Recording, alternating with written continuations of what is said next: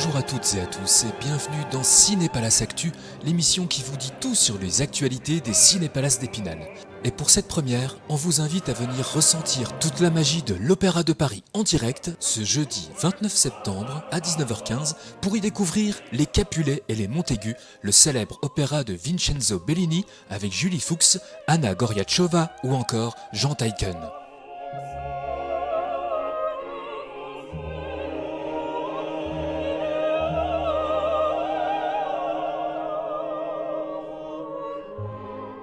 Et qui de mieux pour vous en parler que le metteur en scène Robert Carsen.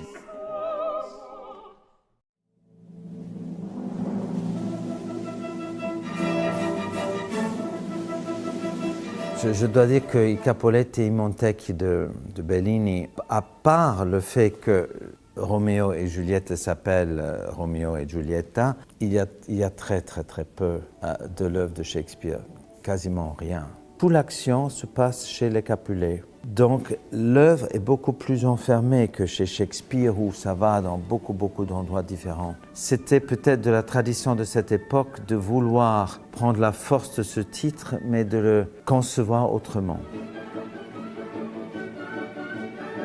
L'œuvre est très forte, la musique est magnifique. Bellini arrive à composer une musique qui est pratiquement comme du jazz. Quand on écoute ça, on a l'impression parfois avec Roméo et avec Juliette que l'un ou l'autre sont en train de composer la musique qu'ils chantent. Il y a une chose que j'ai rarement rencontrée chez d'autres compositeurs, cette façon de vocale, de chercher quelque chose en pur terme musical.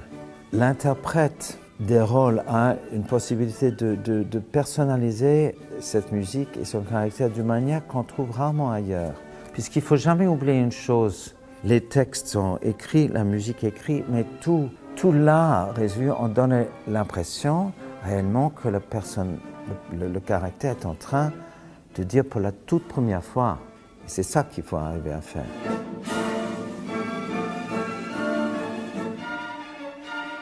Tout ce qu'on fait dans notre travail sert à développer le psychologie, puisque les personnes dans la salle, le théâtre sert à ça, de s'identifier, de pouvoir partager ça avec le public et aider les chanteurs ou les comédiens à partager leurs doutes. Le problème dans la mise en scène, c'est que nous devons réinventer l'œuvre à chaque fois. On veut créer un spectacle que le public n'a pas vu, peut-être pour illuminer certaines facettes d'une œuvre que le public n'aurait pas réfléchi avant, et que toute la choix du décor, du costume, de tout ce qui est physique autour doit donner un soutien à cette œuvre, mais ne doit pas le rapetisser. Donc ça, it's quite complicated. Faut dire, to say the least. Capuletti Montecchi est intéressant pour ça, puisque les jeunes, ce sont deux très jeunes personnes qui se trouvent dans des situations qui dépassent complètement ce qu'ils ont l'habitude de connaître et les obligent à prendre des décisions très difficiles. Roméo, tout ardent, qui veut que Juliette quitte son père, mais toute sa vie, c'est son père, c'est la famille. Donc elle a peur, mais en même temps elle aime Roméo, donc elle veut pas. Tout ça, c'est passionnant.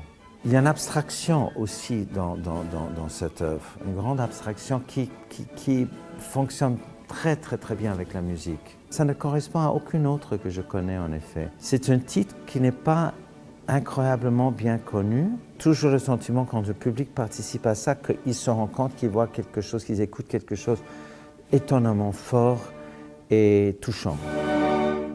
Alors ne manquez pas ce jeudi 29 septembre à 19h15 cet opéra en 2 actes de Vincenzo Bellini retransmis en direct de l'Opéra Bastille en version originale, c'est-à-dire italienne, sous-titrée.